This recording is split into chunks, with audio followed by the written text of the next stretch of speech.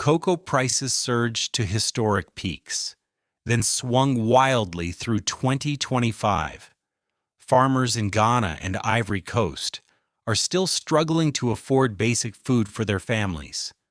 At the same time, your favorite chocolate bar has quietly shrunk, while the price on the shelf has climbed far faster than inflation.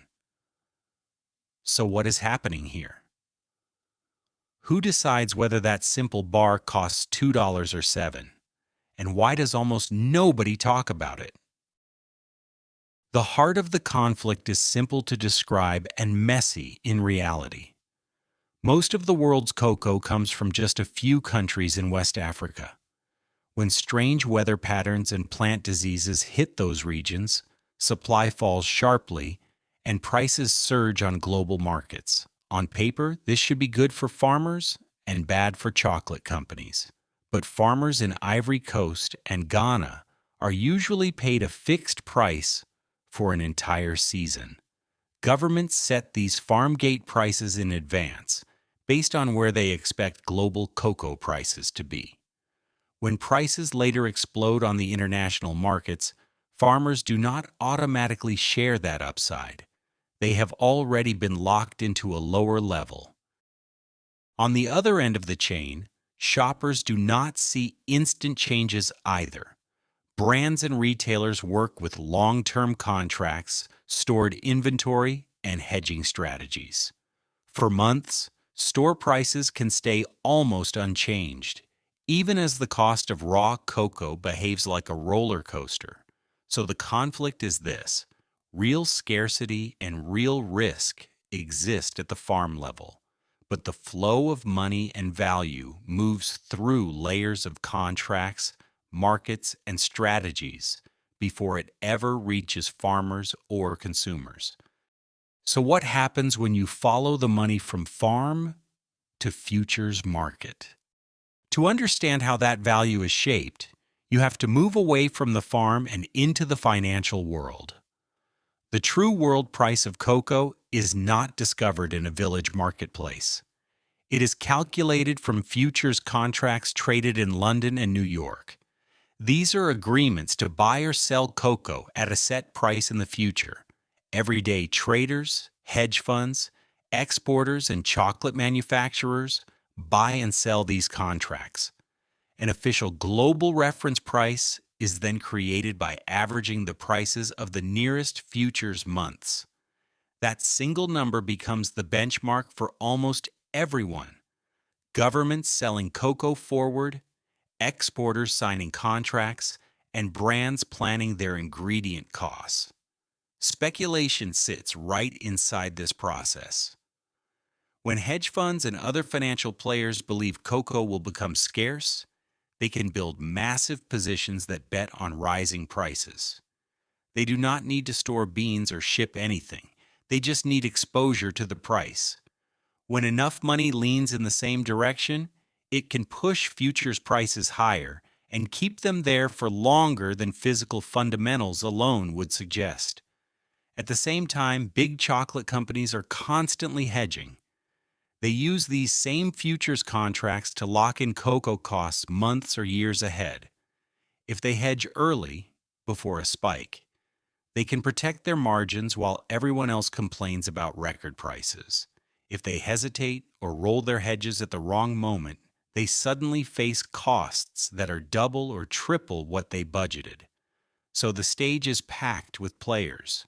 Farmers grow beans. Governments set seasonal prices and sell forward. Futures exchanges turn expectations into benchmark numbers. Hedge funds amplify trends. Brands try to smooth the chaos with hedging. All of these decisions happen long before a consumer picks a bar off a shelf. Ready to see exactly how that turns into the price you pay? Now, the core question is, who really sets the price of your chocolate? There is no single mastermind pressing a button. Instead, the price is the result of how these forces interact. West African weather and disease shocks determine how much cocoa is physically available. Government boards in Ivory Coast and Ghana decide what farmers are paid and how much cocoa is released onto the export market. Futures exchanges in London and New York transform those expectations into one dominant benchmark price that everyone references. Speculators then magnify whatever story is already in motion.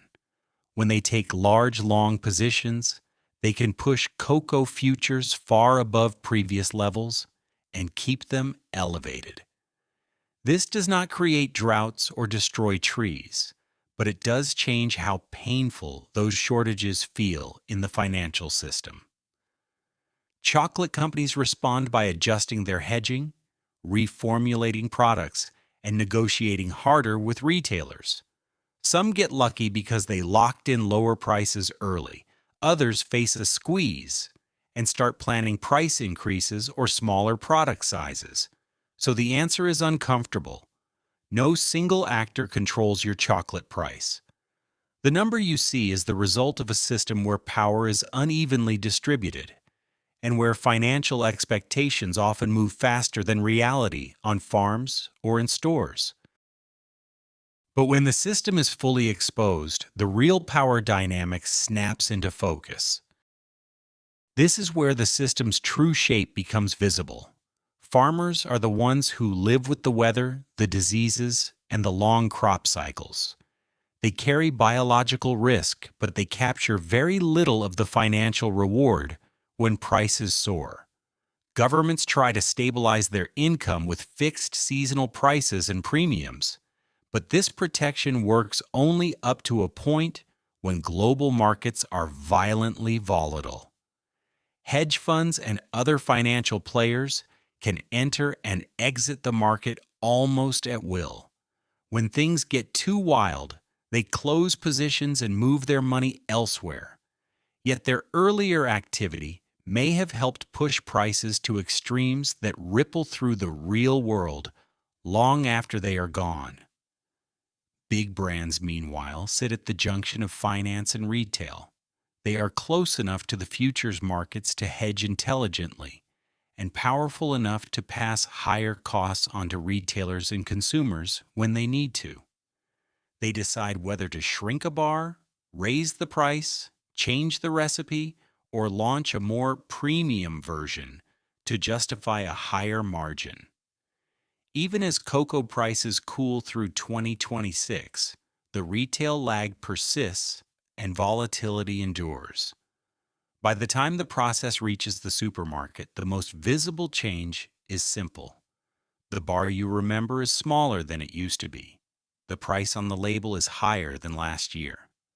The farmer's income is still fragile, and the complex network of markets and contracts that made those numbers possible remains largely invisible.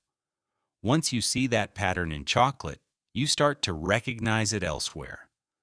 Whenever a basic ingredient suddenly hits the news for record prices, you can almost predict the shrinkflation and stealth increases that will appear months later.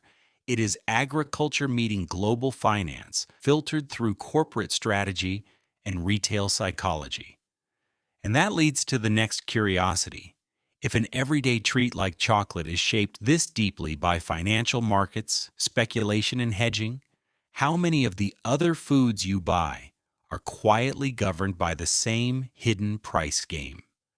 If decoding how markets really shape your everyday foods pulls you in, the hidden tricks, scarcity games, and value systems behind them, hit subscribe. We're unpacking exactly how these forces determine what you pay, eat, and value, one food at a time. Stay curious.